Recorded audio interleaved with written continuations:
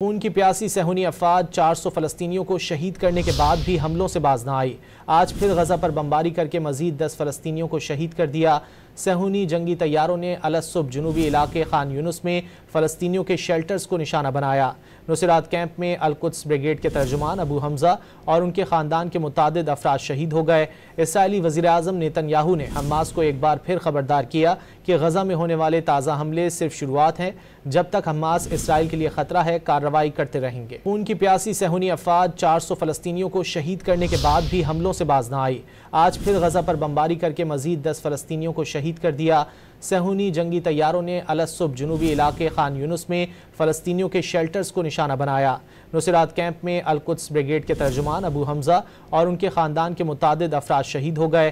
اسرائیلی وزیر اعظم نیتن یاہو نے حماس کو ایک بار پھر خبردار کیا کہ غزہ میں ہونے والے تازہ حملے صرف شروعات ہیں، جب تک حماس اسرائیل کے لیے خطرہ ہے کارروائی کرتے رہیں گے۔